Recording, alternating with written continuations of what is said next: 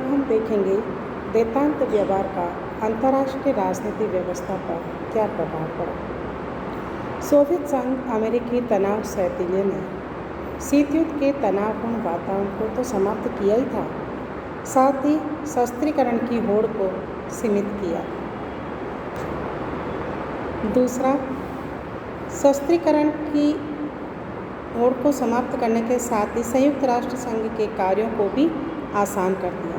परमाणु युग के आतंक से मानव जाति को उन्मुक्त किया और विरोधी विचार प्रणालियों वाले राष्ट्रों में संवाद और मेल मिलाप आरंभ किए, तो अंतर्राष्ट्रीय व्यवस्था में बदलाव सामने आने लगा।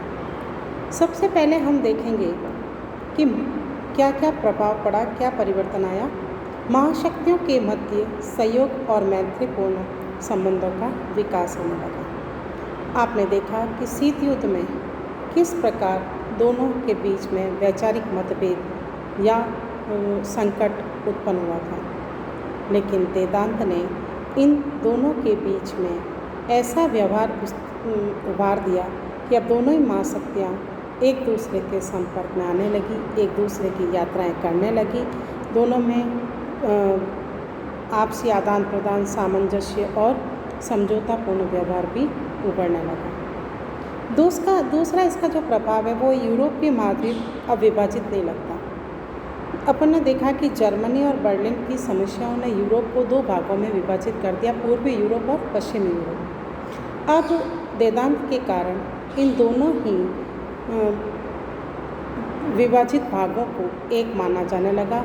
दोनों एक दूसरे के यहाँ आवागमन करने लगे, नागरिकों का आदान प्रदान होने लगा और व्यापार में भी वृद्धि होने लगी।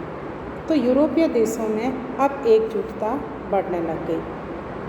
फिर है तीसरे महायुद्ध के भय से मुक्ति। 1950 से 1960 के बाद जो दशक था वो बहुत ही भयावह था।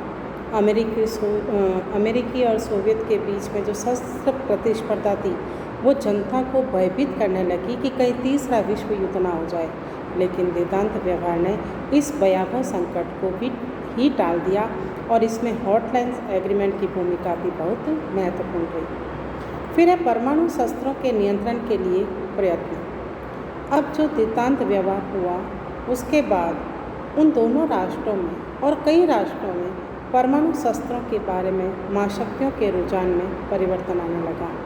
ये देश समझने लगे कि इसके विनाशकारी प्रभाव कितना घातक हो सकता है, अतः उन्होंने SALT I और SALT II जैसी संधियाँ की थी जो वेदांत का ही परिणाम है। फिर है गुटबंदी में शामिल राष्ट्रों के लिए पर्याप्त स्वतंत्रता। शीत युद्ध के दरमियान दोनों ही राष्ट्रों के बीच जो वैमनस्य चल रहा था तो विश्व भी दो गुटों में विभाजित हो गया। कई राष्ट्र इनके गुटों में शामिल हो गए, लिप्त हो गए। अब उन वेदांत के कारण उन राष्ट्रों को स्वतंत्रता होने लगी। जैसे अपन देखते हैं कि पुर्तगाल है, पाकिस्तान है, रोमानिया है, ऐसे देश भी अब गुट निरपेक्ष हो गए, तो इनको स्वतंत्रता होने लगी। फिर है संयुक्त राष्ट्र संघ के मंच पर शालीन व्यवहार की भी शुरुआत होने लगी। ये राजनीति का जो अखाड़ा बन गया था यूएनओ, उसको भी वेदांत ने शिथिल कर दिया, शालीन व्यवहार की उत्पत्ति उत्पन्न कर दी।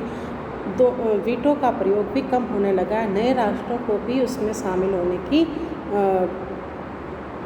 अवसर मिलने लगे। डॉक्टर MN राजन ने कहा कि एक बार पुनः यूएनओ शालीन और गरिमामय अंतर्राष्ट्रीय मंच के रूप में उभरने लगा है, जो कि दोनों राष्ट्रों के वैमनस्य का अखाड़ा बना हुआ था। फिर है महाशक्तियों के आचरण में विनय और सद्भावना। अब दोनों के बीच में सद्भावनापूर्ण व्यवहार होने लगा, दोनों की जनता भी एक दूसरे से घुल मिलने लगी, विनयपूर्ण आचरण होने लगा और ये सब वेदांत के ही परिणाम स्वरूप हुआ है। इस प्रकार हम देखते हैं कि शीत युद्ध अब सह अस्तित्व का रूप ले लिया है, उसका स्वरूप ले लिया है। शत्रुतापूर्ण युद्धरत स्थिति का भी अंत हुआ है और अंतर्राष्ट्रीय राजनीति में निशस्त्रीकरण के क्षेत्र में सहयोग की वृद्धि हुई है। नागरिकों में यह आशा उत्पन्न होने लगी कि अब हम शांतिपूर्ण जीवन व्यतीत करेंगे। इस प्रकार रचनात्मक सहयोग के एक नए युग का सूत्रपात वेदांत की वजह से हुआ है, जो अंतर्राष्ट्रीय राजनीति पर बहुत ही ज़्यादा प्रभाव डालता है।